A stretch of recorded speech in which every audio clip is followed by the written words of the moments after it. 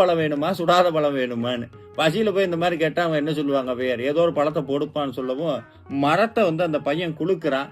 அப்ப அந்த பழமெல்லாம் கீழே விழுகுது. அது கீழே விழுந்தோன்னா அப்படியே அது பூரா மண் ஒட்டினோடனே ஔவையார் அதை எடுத்து இப்படி ஊதி இருக்கிறாங்க. மேல இருந்து அந்த பையன் கேட்டிருக்கான், என்ன பாட்டி பழம் சுடுதான்னு. அவ்வளவு படிச்ச ஔவையாரையே அந்த கேள்வி சுட்டுருச்சு. என்னன்னா இந்த தத்துவம் என்னன்னா, நம்மளுடைய வாழ்க்கை முருகப்பெருமான் மண் ஒட்டாம பார்க்கணும்னு நினைக்கிறாரு. ஆனா நம்ம தான் திருப்ப திருப்ப மண்ணை சேர்த்துக்கிட்டே இருக்கோம். ஆசை கோபம் நிறைய. முருகான்னு சொன்னா அந்த மண்ணெல்லாம் போயிடும்.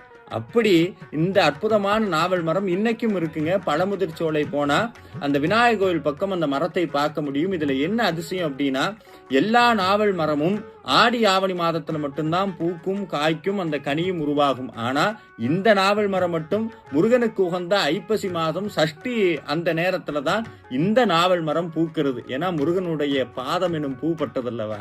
நீங்க முடிஞ்சா போய் பாருங்க, தரிசனம் பண்ணுங்க. நன்றி.